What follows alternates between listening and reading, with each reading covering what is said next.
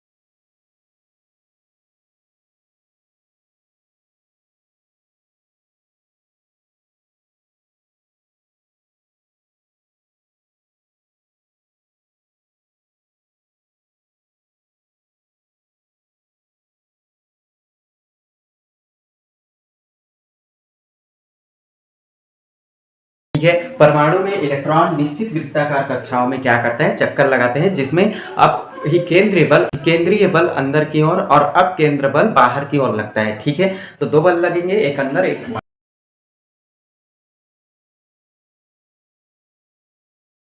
दूसरा point bore ने ये बताया, परमाणु उन्हीं कक्षाओं में चक्कर लगाएंगे जिसके लिए कोणीय संवेग का मान NH/2π का पूर्ण गुणक है।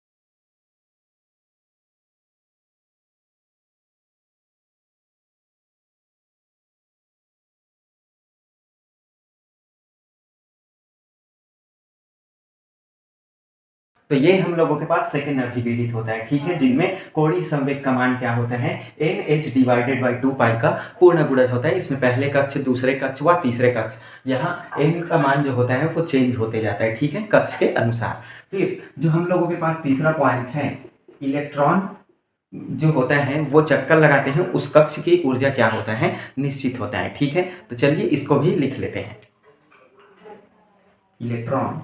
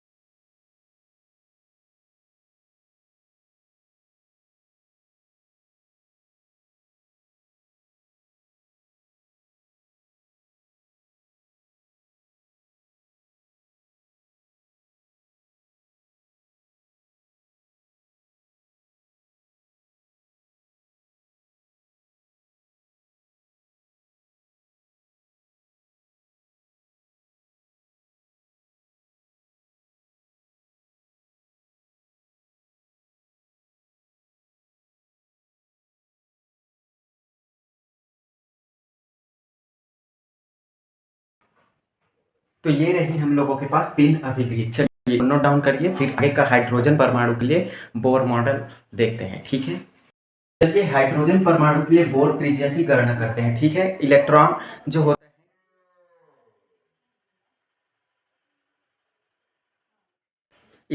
होता है, परमाणु की वृत्तिकार कक्ष में क्या करते हैं, चक्कर लगाते हैं, जिसमें उसकी त्रिज्या r व उनपे जो नाभिक में जो परमाणु क्रमांक होता है वो Z होता है। तथा कुल आवेश ZE होगा। स्थिर वेग से वृत्तीय कक्ष में अगर गति करता है तो नाभिक पर अभिकेंद्रीय बल व अपकेंद्र बल क्या होता है, बराबर होता है। तो हम यहाँ लिख सकते हैं अभिकेंद्रीय बल बराबर होते हैं अपकेंद्र बल के, ठीक है। तो हमारे पास अभिकेंद्रीय बल जो होगा वो Z into E square divided by R square बराबर अपकेंद्र बल mv का स्क्वायर डिवाइडेड बाई आर। एक आर से एक आर यहाँ चला जाएगा तो हम लोगों के पास यहाँ से देखिए ZE mv का मान निकाल ले तो हम लोगों को क्या मिलेगा, m into we square is equal to Z into E square divide में आर मिलेगा, ठीक है। यहाँ से आर को पक्षांतर कर दीजिए तो आपको m v square into are बराबर क्या मिलने वाला है, z इंटू ई का स्क्वायर, ठीक है। चाहे तो आप इसे समीकरण 1, इसे समीकरण 2 और इसे समीकरण 3 मान सकते हैं। फिर चूंकि याद रखिएगा इलेक्ट्रॉन का कोणीय संवेग, ठीक है, यह लिख लेते हैं इलेक्ट्रॉन का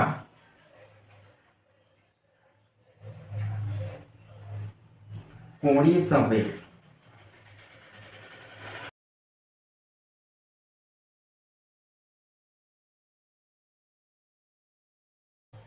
कितना होता है भाई, तो याद रखिए NH divided by 2 pi R होता है। कितना होता है, तो NH डिवाइडेड बाई 2 पाई, है ना। अब इसी में वैल्यू रखना है हम लोगों को। तो देखिए हम लोगों के पास ये सिंपल होगा mv r बराबर NH डिवाइडेड बाई 2 पाई, ठीक है, ये हुआ। अब इसी में वर्ग करके जोड़ने पे इसे हम मान लेते हैं समीकरण 4 बना दीजिए। अब वर्ग करके जोड़ने पर, वर्ग करके जोड़ने पर क्या होगा, m square v square r square बराबर n square h square divide में 2 पाई का स्क्वायर होगा। तो ये आपके पास किसमें कन्वर्ट है, स्क्वायर लिख देता। तो ये हम लोगों के पास जो आया है ये समीकरण 5। यहां से हम लोग करते क्या है, समीकरण 5 में समीकरण 3 का भाग दे देते हैं, ठीक है। तो हमारे पास समीकरण 3 क्या है, m into we square into are बराबर z इंटू ई का स्क्वायर, और समीकरण 5 क्या है, m square v square r square is equal to n square h square divided by 4 pi. तो वैल्यू रखेंगे समीकरण 5 में समीकरण 3 का भाग देने पे। तो समीकरण 5 हम लोगों के पास m square v square r square divide में m इंटू वी का स्क्वायर बराबर हम लोगों के पास होगा, ये n को बाहर ले लीजिए तो n square h square divide में 4 पाई का स्क्वायर इंटू का क्या करेंगे, जो हम लोगों के पास 1 divided by z into E square. यहाँ से आपके पास एक m से एक m चला जाएगा, v से v चला जाएगा, एक r से एक r, ठीक है। बाकी जो बचा उनको रख देते हैं। तो यहाँ आपको क्या मिलेगा, m into r is equal to आपको क्या मिलेगा, n square h square divide में 4 पाई का स्क्वायर इंटू का z ई का स्क्वायर, ठीक है। तो ये जो होता है फॉर्मूला होता है। अब इसके बाद थोड़ा सा याद रखिएगा आपके पास जो होता है ये m n h z ई, ये आपके पास नियतांक होता है, ठीक है, नियतांक होता है। 4 पाई भी इसी में शामिल है। तो ये नियतांक है, इनका मान रखने पे हम लोगों को r का मान निकाल ले तो r is equal to 0.529 into 10 to the power 8 centimetre into का n स्क्वायर डिवाइड में आपको जो उनका वैल्यू होता है वो प्राप्त होता है, ठीक है। डिवाइड में क्या, जो परमाणु क्रमांक होता है वो आपको मिलने वाला है, ठीक है। तो ये जो हम लोगों के पास निकल के आता है यही इनका फॉर्मूला होता है। ध्यान रखिए ये सभी का मान रखने पे इतना मिलता है, ध्यान रखिए इन सभी का मान रखने पे इतना प्राप्त होता है। चूंकि हाइड्रोजन परमाणु के लिए बात कर रहे हैं तो हाइड्रोजन बराबर 1 होगा, तो 1 का वैल्यू रखने पे हम लोगों को क्या मिलेगा, सिंपल इतना ही मिल जाएगा। तो R is equal to hydrogen के लिए 0.529 इंटू 10 टू द पावर 8 होता है, ठीक है। ये है हाइड्रोजन परमाणु के लिए जहां आप वर रखने वाले हैं। तो ये सभी चीजें आप, सॉरी यहाँ n का मल्टीप्लीकेशन भूल गया हूँ, जब इतना रखेंगे तो ये r इन n स्क्वायर इंटू का हम लोगों को मिलता है 0.529 एंगस्ट्रॉम, ठीक है। ये हाइड्रोजन परमाणु की त्रिज्या, हाइड्रोजन परमाणु का वेग कितना होता है ये आप मुझे कैलकुलेट करके बताएंगे। तो इसके बाद इनका जो कमी है वो पढ़ लें।